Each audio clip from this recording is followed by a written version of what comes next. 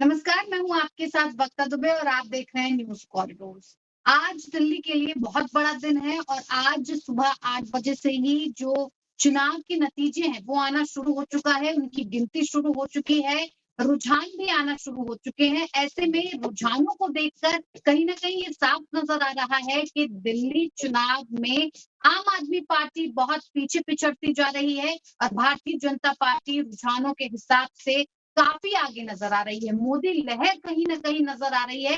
ये भी आपको बता दें कि आपको जो आंकड़े समझाएँगे, वो चुनाव आयोग की जो साइट है, उस पर जिस तरह से बताया जा रहा है, वो चीज़ें हम आपके सामने रखेंगे और इसके लिए हमारे साथ न्यूज़ कॉरिडोर के मैनेजिंग एडिटर पशुपति शर्मा जी भी जुड़ चुके हैं, जो आपको समझाएँगे कि चुनाव आयोग की साइट पर आम आदमी पार्टी और भारतीय जनता पार्टी का क्या रुख नज़र आ रहा है। पशुपति जी, आपका बहुत-बहुत स्वागत है कार्यक्रम में। सर, क्या लग रहा है चुनाव आयोग का क्या कह रहा है? रुझानों में तो साफ तौर पर बीजेपी दिख रही है सबसे आगे।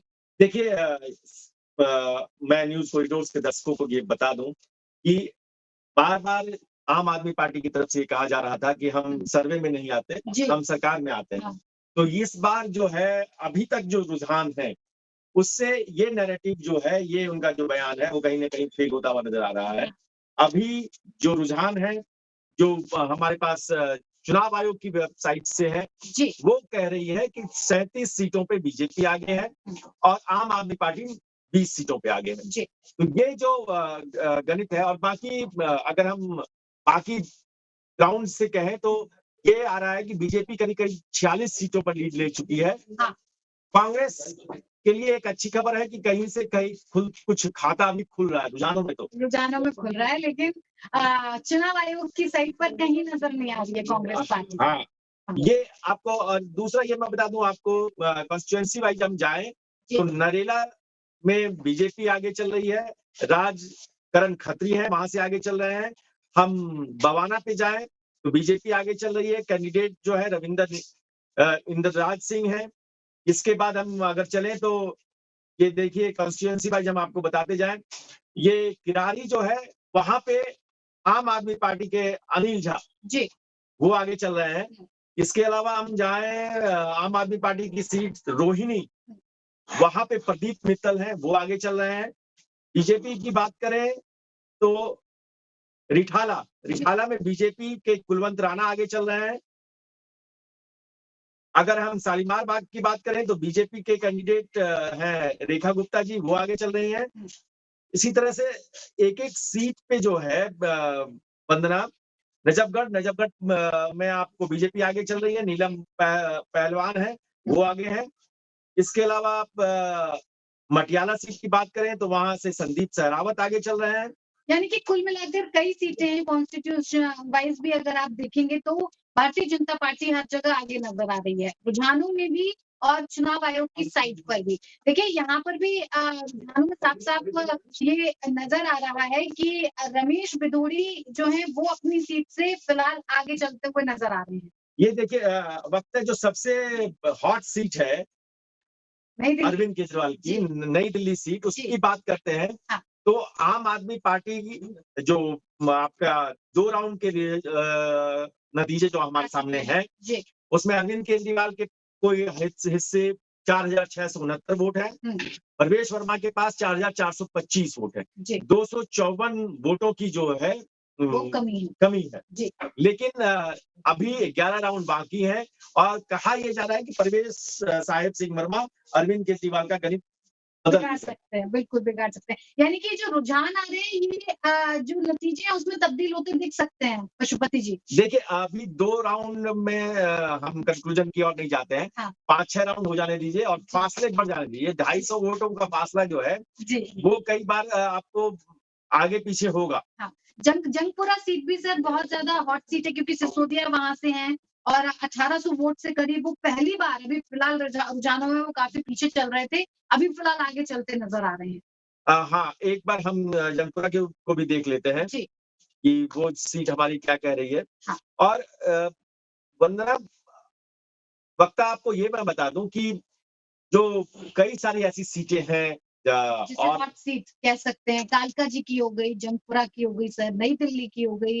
ये बहुत अहम सीटें हैं जो ये तय करेंगी कि कहीं न कहीं दिल्ली के दिल पर राज कौन करेगा, दिल्ली के राज तिलक के बाद सीट पर कौन बैठेगा। क्योंकि चौथी बार अरविंद केजरीवाल मैदान में उतर तो चुके हैं, अपने दावों को, अपने वादों को लेकर। जनता को उन्होंने बहुत सारी ऐसी मुफ्त की रेवड़ियाँ बाँटी, जिससे कि वो आगे आ जाएँ, लेकिन रुझान कहीं न कहीं इन वादों को पछाड़ते नज़र आ रहे हैं। वक्त हमारे साथ है और न्यूज़ कॉरिडोर्स पे हम लगातार एक-एक सीट का ब्यौरा दे रहे हैं और हम एक तरफ जो ग्राउंड रिपोर्ट है और दूसरी तरफ जो न्यूज़ आपको मिल रही है इलेक्शन कमीशन के साइट जी। पे, उससे आपको रूबरू करा रहे हैं। तो इलेक्शन कमीशन की जब हम साइट की बात करते हैं, तो जंगपुरा में अभी मनीष सिसोदिया को कुछ चैनल पीछे दिखा रहे हैं, हाँ। लेकिन इलेक्शन कमीशन ने अभी वहाँ पर थोड़ा एहतियात बरता है, जी। थोड़ी काउंटिंग चल रही है। हाँ। 10 राउंड की वहाँ काउंटिंग होनी है।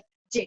एक भी राउंड की काउंटिंग अभी फिलहाल नहीं हुई है। नहीं हुई है किसी कारण वेबसाइट पे। कारण अ, किसी तरह से कोई वो गिनतियाँ जो हैं वहाँ चलती हैं और पूरी औपचारिकताएँ पूरी होने के जी, बाद ही बिल्कुल। इलेक्शन कमीशन अपना डाटा जारी करता है। तो हम उसका इंतज़ार करते हैं कि मनीष सिसोदिया जी। जिनकी सीट बदली गई, हाँ। जिनको पटपरगंज से उठाकर जंगपुरा में डाला गया, तो वो जंगपुरा उनके लिए फ़ायदेमंद रहेगा या उनके लिए नुकसानदायक साबित होगा? तो बिल्कुल। वो हम देखेंगे। बिल्कुल देखने वाली बात होगी और जिस तरह से रुझान सामने आ रहे हैं, ये कहीं न कहीं ये साफ तौर पर दर्शा रहे हैं कि इस बार दिल्ली में जो है मोदी लहर साफ तौर पर नज़र आ रही है। लोगों को लगता है कि अब बदलाव की ज़रूरत है। हालाँकि जो भारतीय जनता पार्टी है, उसका ऐलान वो काफ़ी पहले ही कर चुकी है कि दिल्ली में बदलाव कमिंग सून। इस तरह का पोस्ट आपने सोशल मीडिया पर कुछ दिन पहले बहुत तेज़ी के साथ वायरल होते हुए देखा होगा, जिसे अमित मालवीय ने वायरल किया था। सर, साफ तौर पर ये भारतीय जनता पार्टी ने जता दिया था कि दिल्ली का में अब बदलाव ज़रूरी है और कमिंग सून मतलब हम आ रहे हैं अब। और रुझान भी यही कह रहे हैं। देखिए इस बार बीजेपी ने दिल्ली का चुनाव जिस तरह से लड़ा जी। और प्रधानमंत्री मोदी की वो जो पहली रैली थी, जिसमें उन्होंने आपको आपदा से कनेक्ट किया किया। और उस पूरे कैंपेन को इतनी खूबसूरती से डिज़ाइन किया बीजेपी ने और कहीं न कहीं आम आदमी पार्टी अब 2-3 फैक्टर्स हैं जिस जी। पर वक्त हम लोगों को ध्यान देना होगा। एक तो क्या भ्रष्टाचार के खिलाफ आंदोलन से निकली हुई पार्टी जी। वो उस रूप में आ पाई? हुँ। क्या 10 से 11 सालों में वो जो एक छवि थी वो धूमिल हुई? बिल्कुल। तो वो जो जिस बुनियाद पे आप खड़े हैं अगर वो ढहने लगे, हुँ। तो ये अरविंद केजरीवाल, मनीष सिसोदिया और पार्टी के जो भी लोग हैं, हुँ। उनको समझना चाहिए कि आप कहाँ शीश महल का पूरा नैरेटिव चला बिल्कुल। और शीश महल अगर आप मनाते हैं, एक आम आदमी पार्टी जो मैं कल हम लोग फील्ड में भी थे, तो वहाँ भी लोगों की ये राय थी कि जो पार्टी ये कहती थी कि हमको कुछ नहीं चाहिए, हमें सुविधाएँ नहीं हम चाहिए, आज आम आदमी के लिए काम करते हैं। तो उनके पास जब इस तरह की जी। ठप्पे लगे, इस तरह का आरोप लगा, जाँच चल रही है उसमें भी, जी। तो उसका नुकसान आम की आदमी भरपाई करनी पड़ती है सर कहीं न कहीं और कहीं न कहीं ये रुझानों में नज़र आ रहा है। देखिए सर इसको बहुत अच्छे से समझा रहे हैं कि दिल्ली में आम आदमी पार्टी की जो सरकार है, वो आ जाती। शायद जो जनता को चाहिए था, वो नज़र भी आ जाता। लेकिन जिस तरह से इन 10 सालों में भारतीय जनता पार्टी के सामने अरविंद केजरीवाल ने खड़े होकर अपने आप को बड़ा दिखाने की कोशिश की और उसके बाद तमाम तरह के आरोप जो उनके ऊपर लगे, जेल से लेकर शराब घोटाले, डीटीसी घोटाला और तमाम घोटाले जिनके आरोप अरविंद केजरीवाल पर लग रहे हैं, उनकी पार्टी पर लग रहे हैं, उनके नेताओं पर लग रहे हैं। तमाम भ्रष्टाचारी नेता उनको कह रहे हैं। लेकिन अब ये जनता समझती है, सर जनता बहुत समझदार है, कहना चाहिए कि अब इस बार वो पार्टी देख के नहीं, मुद्दों को देखकर वोट कर रही है। देखिए इसके पहले मैं आपको बता दूँ कि आतिशी और सौरभ भारद्वाज ये 2 नाम भी ऐसा ग्राउंड से रिपोर्ट आ रही है कि वो पीछे चल रहे हैं अभी। जी। ये आप समझिए कि कैसे आम आदमी पार्टी का किला जो है वो ढह रहा है। ढह रहा है और आम आदमी पार्टी केजरीवाल और उनकी टीम जो ये समझ रही थी कि दिल्ली अब उनके हाथ से कहीं नहीं जाने वाली है, वो उनके हाथ से फिसलती जा रही है। बिल्कुल। ये सारी सीटें जो हैं, अगर आपके बड़े चेहरे हारते हैं, बिल्कुल। सौरभ भारद्वाज हारते हैं या आतिशी हारती हैं या मनीष सिसोदिया पर संकट मंडराता है। एक खबर है कि गोपाल राय आगे चल रहे हैं अभी जी। आम आदमी पार्टी की तरफ से। हरीश खुराना जो है बीजेपी के मोती नगर से जी।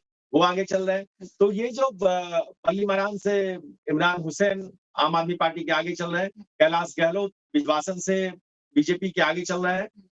तो ये जो सीटें हैं, कपिल मिश्रा करावल नगर से आगे चल रहे हैं। कपिल मिश्रा के बारे में आप जानते हैं कि वो आम आदमी पार्टी से ट्रेनिंग लिया है पॉलिटिकल, और उसके बाद वो बीजेपी में आए हैं। तो वो कई सारे लोग हैं जो जिन्होंने वक्त रहते पाला भी बदला है और बीजेपी की तरफ उन्होंने रुख किया है।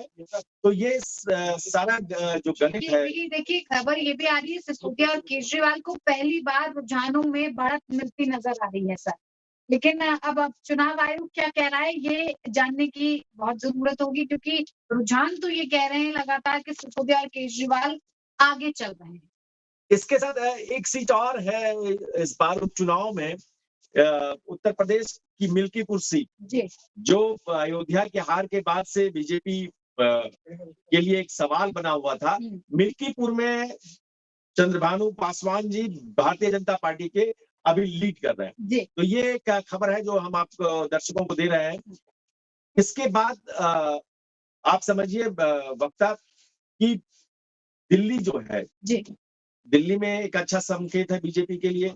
मिल्कीपुर सीट में अगर आप बीजेपी आगे आती है तो वो एक डैमेज जो उन्होंने अयोध्या में हार का हुआ था उनको लोकसभा में, उसका एक डैमेज कंट्रोल है। तो यहाँ से बीजेपी के लिए एक जो यूपी में और जो लोकसभा में थोड़ी सीटें कम हुई, कार्यकर्ताओं को एक बल मिलेगा दिल्ली की जीत से। बिल्कुल मिलेगा। लगातार हम आपको बता रहे हैं न्यूज कॉरिडोर पर कि किस तरह से रुझान आ रहे हैं। चुनाव आयोग की वेबसाइट किस तरह से सीटों पर भारतीय जनता पार्टी को आगे दिखा रही है और आम आदमी पार्टी की क्या स्थिति है। कांग्रेस की फिलहाल किसी भी तरह की कोई सीट नहीं खुली है, उसका खाता अभी भी चुनाव आयोग की वेबसाइट पर 0 नजर आ रहा है। आम आदमी पार्टी 27 सीटों पर आगे चल रही है और भारतीय जनता पार्टी 38 सीटों पर आगे नजर आ रही है। लेकिन रुझान कुछ उलट संकेत दे रहे हैं। रुझान साफ तौर पर 70 सीटों के खुल चुके हैं और 70 सीटों पर, सबसे ज्यादा सीटों पर भारतीय जनता पार्टी आगे चल रही है। खबर ये भी आ रही है कि इमरान हुसैन 1824 वोटों से आगे चल रहे हैं। पशुपति जी ये भी समझना चाहिए। एक और ओखला सीट से बीजेपी के मनीष चौधरी आगे चल रहे हैं। ये देखिए, ओखला और उसके आसपास का जो इलाका है वो मुस्लिम बहुल, हाँ, मुस्लिम बहुल इलाका है। और वहां पर अगर ओखला से बीजेपी आगे चल रही है तो जो अभी हमने पिछले दिनों देखी कि मुसलमान वोट भी बीजेपी की तरफ आ रहा है जी। तो ये जो एक बीजेपी के लिए संकेत है, ये एक अच्छा संकेत है। और अगर यहाँ से ये फॉर्मूला आगे बढ़ता है तो इसका असर अब आगे बिहार के चुनाव में भी दिखेगा। सर ये असर कैसे इतना तब्दील हो गया? देखिए 3 बार लगातार केजरीवाल की सरकार आती है। 70 सालों तक भारतीय जनता पार्टी को दिल्ली से दूर रहना पड़ता है। कांग्रेस 12 साल से दूर है, लेकिन केजरीवाल को आखिर ऐसा मतलब ये समझ में नहीं आ रहा है कि इतना उलट किस चीज का असर सबसे ज्यादा इनकी पार्टी पर पड़ा है, जो भारतीय जनता पार्टी को लोग इस तरह से गले लगाने के लिए उत्सुक हैं। देखिए, अभी मैं आपको बता दूं हमारे न्यूज कॉरिडोर्स के दर्शक को कि बीजेपी ये कह रही है कि जो भ्रष्टाचार का मॉडल था वो फेल हो गया। जो आप दोहरा रवैया दिखाते हैं, आप चेहरा कुछ और है, एक्शन आपका कुछ और है, कथनी और करनी का फर्क बहुत है आम आदमी पार्टी में इस नतीजों से। और आप एक नैरेटिव जो लगातार था उसको नहीं कर पाए। आपके नेता शराब घोटाले में फंसे, आपके नेता बिहार के अंदर जाके लौट कर आए, आपके नेता शीश महल के घोटाले में फटे, आपके नेताओं पर स्कूल एजुकेशन बिल में आरोप लगे, मोहल्ला क्लिनिक में भ्रष्टाचार का आरोप लगा। तो ये जितनी भी स्कीम्स थी जिनको आप अभी तक आम आदमी पार्टी अपना पॉजिटिव पहलू बता रही थी, उन पर बीजेपी ने लगातार अटैक किया, प्रहार किया, उसकी फाइल्स खोली और फिर ये दिखाया कि आप कथनी और करनी के अंतर को समझिए, जिसका असर आपको दिख रहा है। बिल्कुल। मिल्कीपुर की बात करें, देखिए बीजेपी के जो चंद्रभान पासवान है वो 17,000 वोट से रुझानों में आगे दिखाए जा रहे हैं। और जो जैसा कि अभी पशुपति जी ने आपको पहले भी बताया कि मिल्कीपुर सीट में भारतीय जनता पार्टी के जो चंद्रभान प्रसाद हैं वो आगे चलते हुए नजर आ रहे हैं। और बात करें तो 17,000 वोटों से भारतीय जनता पार्टी लीड लेती हुई दिख रही है। चंद्रभान पासवान 17,000 वोट से आगे चल रहे हैं। तो मिल्कीपुर सीट और तमिलनाडु की जो उपचुनाव सीट है, हम उस पर भी नजर बनाए हुए हैं और आप तक लगातार खबर पहुंचाते रहेंगे। लेकिन बड़ा दिन आज का जो सबसे है वो अभी चुनाव एक चीज ये चूंकि ये रुझान है, हम जो भी बात कर रहे हैं रुझान के हिसाब से बात कर रहे हैं, नतीजे कुछ उलट हो सकते हैं, उनका नैरेटिव कुछ और हो सकता है। हम अपने न्यूज कॉरिडोर्स के दर्शकों को कहें कि ये जो रुझान है, ये कहीं ना कहीं ये संकेत जरूर दे रहे हैं कि आम आदमी पार्टी का जो उठान था वो अब ढलान की ओर है। सीटें अप डाउन हो रही हैं। अभी हम चुनाव आयोग की साइट पर भी देख रहे हैं कि जो अभी 20 पे थी आम आदमी पार्टी, अब 27-28 पे पहुंच रही है। बीजेपी 38 सीटों पे है। तो ये जो बहुमत का आंकड़ा है उसके आसपास ही खेल चल रहा है। अब जैसे जैसे राउंड बढ़ेंगे, जैसे जैसे और नतीजे आएंगे, उससे तस्वीर साफ होगी कि आंकड़ा जाके कांटा कहाँ रुकता है। बिल्कुल, लेकिन कांग्रेस का कांटा तो खुल ही नहीं रहा है। कांग्रेस का तो खाते ही नहीं दिख रहा है सर। देखिए, कांग्रेस के साथ मुसीबत ये है कि कांग्रेस आधे अधूरे मन से चुनाव लड़ती है। वो लड़ना और लड़ते हुए दिखना, इसकी दुविधा से बाहर ही नहीं निकल पा रही है।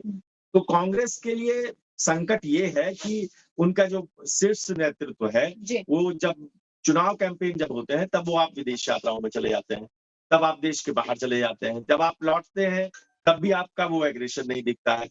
पूरी केंद्रीय लीडरशिप ये दुविधा में रहती है कि केजरीवाल पर अटैक करें या ना करें, करें तो कितना करें, ज्यादा ना हो जाए, इंडिया गठबंधन को बचाना है, पार्टी को खड़ी करना है। तो ये तमाम जो दुविधाएं हैं कांग्रेस की, उसका नतीजा ये होता है कि आप जो पार्टी 10 साल तक राज करती है, जो पार्टी शीला दीक्षित के दौर में लगातार एक विकास के नए प्रतिमान करती है, जो नैरेटिव चलता है, करीब उसको आप लाके यहाँ पटक देते हैं कि आपका खाता भी नहीं खुल पाता। देखिए, रुझानों में आतिशी सौरभ लगातार पीछे चल रहे हैं और तीसरे राउंड के बाद अब केजरीवाल रुझानों में आगे दिखाए जा रहे हैं। लगातार रुझानों में भारतीय जनता पार्टी आगे दिख रही है। कई सीटें जो मुख्य सीटें हैं उनकी बात कर लें तो केजरीवाल ने प्रवेश पर कहीं ना कहीं भारी पड़ते नजर आ रहे हैं और केजरीवाल नई दिल्ली सीट से आगे चलते नजर आ रहे हैं। जी, तो लगातार सौरभ और आतिशी भारद्वाज पीछे चल रहे हैं। मैं हमारे टीम के साथी हैं हरीश से कहूंगा कि वो आप कुछ रिसर्च करके बैठे हुए हैं, आप आए तो हम इस चर्चा को और आगे बढ़ाएंगे वक्ता, और उनसे भी समझेंगे कि आखिर ये पूरा गणित क्या चल रहा है